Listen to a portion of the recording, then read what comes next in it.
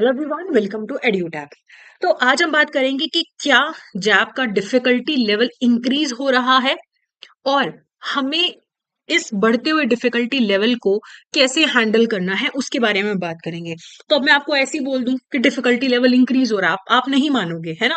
आपको लगे नहीं, ये तो ऐसे ही हमें डरा रहे हैं या ऐसे ही बोल रहे हैं जानबूझ के। मैं आपको कुछ क्वेश्चंस दिखा देती हूँ। ये आईएफएस एग्जामिनेशन मई 2023 से आईएफएस इंट्रोड्यूस हुआ है, उसका क्वेश्चन है। ठीक है, कंसिडर द फॉलोइंग एंड इसमें आपको ये देखना है कि which of the following is correct with respect to the source of money supply in Indian economy.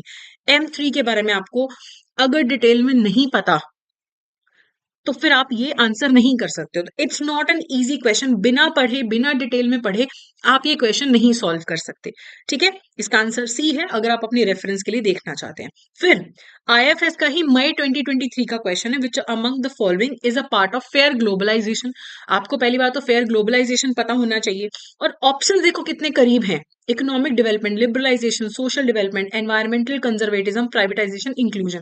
सब कुछ एक जैसा लग रहा है। जिन लोगों ने पढ़ाई नहीं करी, जिन्होंने डिटेल में पढ़ाई नहीं करी है, डिटेल में पढ़ाई नहीं करी है तो इसका आंसर नहीं दे सकते। इसका आंसर सी है, privatization is not a part of fair globalisation.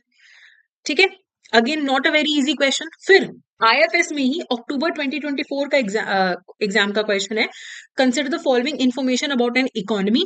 GDP, depreciation, income, indirect taxes, subsidy, सब कुछ दे रखा है आपको।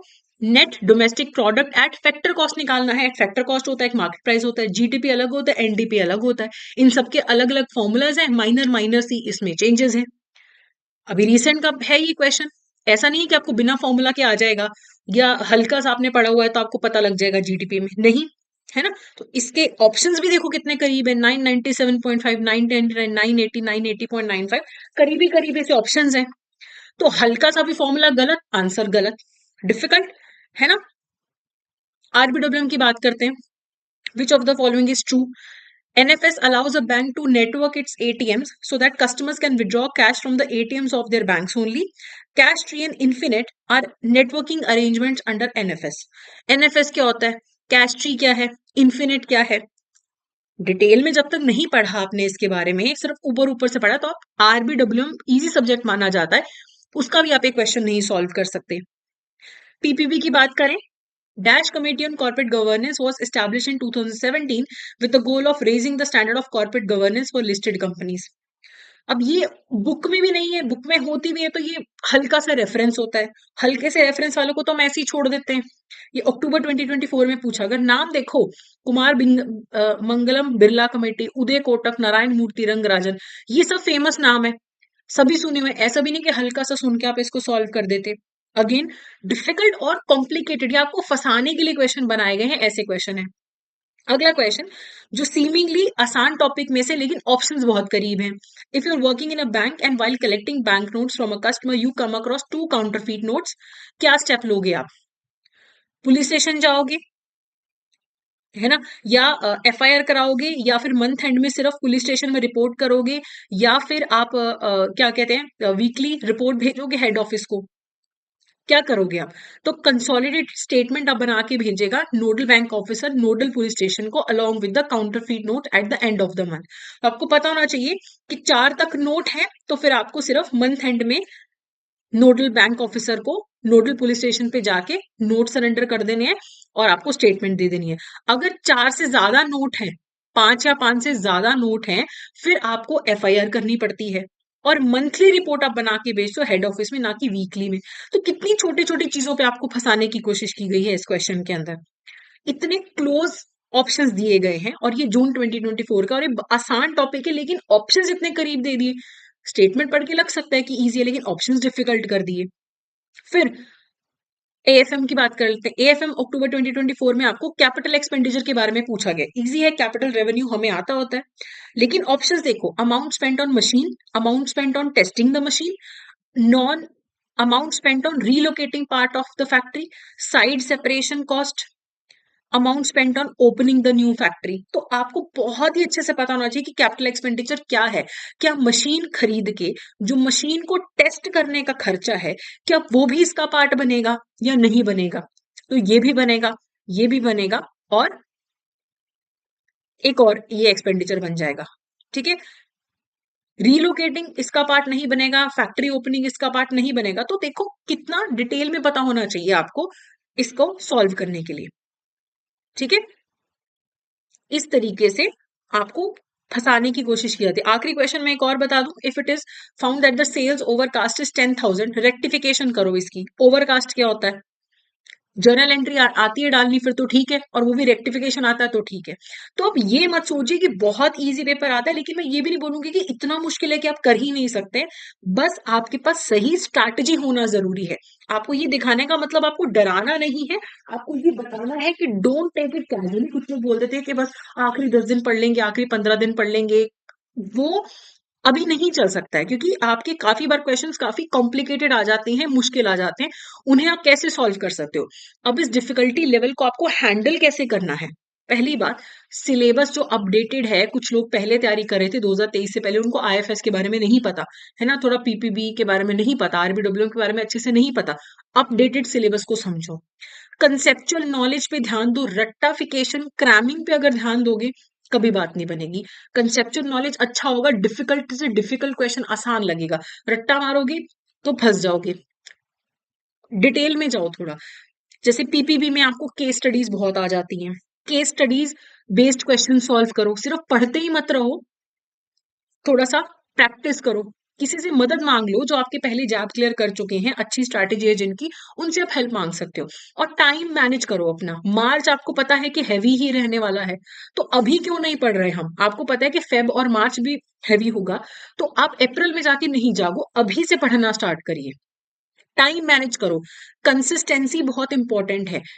अगर आप आज पढ़ रहे हो, 2 दिन नहीं पढ़ रहे हो, फिर तीसरे दिन पढ़ रहे हो, 5 दिन छुट्टी ले रहे हो, बात नहीं बनेगी।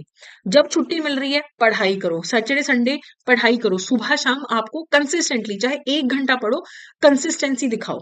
कोई नहीं बोल रहा कि कोर्स खरीद के ही बात बनेगी, बहुत सारे ऑनलाइन रिसोर्सेज हैं, उनसे आप पढ़ो। यूट्यूब है, टेलीग्राम है, लेकिन रायता नहीं फैलाना है प्रिपरेशन का।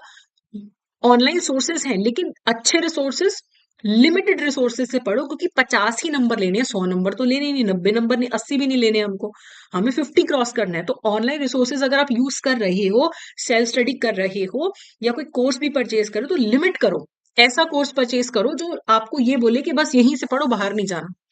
की पॉइंट्स मेमोराइज करो, जैसे आपको एएफएम में फॉर्मूलाज याद करने पड़ेंगे, आईएफएस में जीडीपी का फॉर्मूला याद करना है, पीपीबी में कुछ आपको नंबर्स और अमाउंट्स याद करने हैं। तो वो की पॉइंट्स को मेमोराइज करो, हो सके फ्लैश कार्ड्स बना लो, लिख के रख लो। मैनेजमेंट करो। अगर एंड मोमेंट में जाके देखोगे कि अब हम आखिरी 2 दिन में कुछ चमत्कार हो जाए, हम सिर्फ 2 दिन में सिर्फ वो लगा लें सोर्सेज ऑनलाइन वाले, तो हो जाएगा। देखो कुछ कई बार हो भी जाता है, तुक्का लग भी जाता है, कोई नेगेटिव मार्किंग तो है नहीं है, लेकिन वो आपकी प्रोबेबिलिटी कम कर देता है पेपर क्लियर करने की। तो डिफिकल्ट एज एन ऐसा नहीं कि बहुत डिफिकल्ट हो गया, लेकिन जिन लोगों ने पढ़ाई नहीं करी है, जो कम पढ़ते सोचते क्रैमिंग से चल जाएगा, 4 क्वेश्चन करके हो जाएगा, 4 दिन लगा के हो जाएगा, उनके लिए बहुत डिफिकल्ट हो चुका है। अगर आप कंसिस्टेंट हैं, कंसेप्चुअली पढ़ते हैं, अच्छे से टाइम मैनेज करते हैं, तब आपके लिए जैब एग्जामिनेशन डिफिकल्ट नहीं है। डिफिकल्ट उनके लिए जो फोकस होके नहीं पढ़ते, जो इसको कैजुअली ले लेते हैं। आप देखो कि अगर आप ये पेपर क्लियर करोगे, आपकी सैलरी बढ़ रही है, आपका प्रेस्टीज बढ़ रहा है, तो इतनी इंपॉर्टेंट चीज को आप लास्ट मोमेंट तक क्यों लेके जा रहे हो? फिर बहुत डिफिकल्ट है फिर जॉब एग्जामिनेशन। लेकिन अगर आप इन पॉइंट्स पे जो मैं आपको बता रही हूँ आप काम करते हैं, देन आपकी प्रिपरेशन इजी हो जाएगी। उस पे आपको ध्यान देना है। ठीक है, तो बाकी खुद से प्रिपरेशन करें, वेल एंड गुड। आप एडिट आपके यूट्यूब चैनल पे जाइए, बहुत सारे सोर्सेज अवेलेबल हैं। लेकिन अगर आप एक तरीके से तैयारी करना चाहते हैं, तो देखो जैप के आपका मास्टर कोर्स अवेलेबल है। जैप के आपका एक साथ कोर्स ले लो, इकट्ठी 1.5 साल का वैलिडिटी है। लाइव क्रैश कोर्स लॉन्च हो चुका है, बैच 2, बैच 3 भी लॉन्च होने वाला है, इनमें आप एनरोल कर सकते हो। इसमें लाइव क्लासेस होंगी, नोट्स होंगे, पीवाईक्यूज होंगे, फुल लेंथ मॉक टेस्ट भी है। फिर अगर आप जैप का मास्टर कोर्स लेना चाहते हो जिसमें रिकॉर्डेड क्लासेस हैं, एग्जाम से पहले क्विक रिवीजन भी आपको करवा देंगे लाइव क्लासेस के थ्रू, नोट्स हैं, मॉक टेस्ट हैं, चैप्टर वाइज एमसीक्यूज हैं, 8 मंथ की वैलिडिटी वाला भी है, 12 मंथ की वैलिडिटी वाला भी है, इसमें भी आप एनरोल कर सकते हो। तो आप हमारी वेबसाइट पे जाओ, www.edutab.co.in, वहां पे सिंगल सब्जेक्ट का कोर्स लेना है वो भी अवेलेबल है, कंबाइंड लेना है वो भी अवेलेबल है, हर टाइप का अवेलेबल है। बस आपको कंसिस्टेंट रहना है। कोर्स से ऐसा हो जाता है कि जब आपकी जेब से पैसा जाता है ना, तो फिर आप अच्छे से तैयारी करते हो। और जितने की आईबीएफ की किताबें आती है ना, उतने में तो कोर्स ही आ रहा है आपका। तो आपको चूज करना है कि आपको एंड मोमेंट तक ले जाके चीज को डिफिकल्ट बनाना है, पैनिक क्रिएट करना है, या फिर सही टाइम पे प्रिपरेशन करके आपको उसे इजी बनाना है। इजी डिफिकल्ट आपकी प्रिपरेशन पे है। ठीक है, तो ये हमारा आज का सेशन था। बाकी आपको कोई भी दिक्कत हो, कोई भी चीज पूछनी है, मेरा नाम मेघा है। आप hello@edutap.co.in पे मेल कर सकते हो, इस नंबर पे कॉल कर सकते हो, इस वेबसाइट पे www.edutap.co.in पे जाके भी आप क्वेश्चंस चेक कर सकते हैं। तो ये था हमारा आज का session. That's it for today. Thank you so much.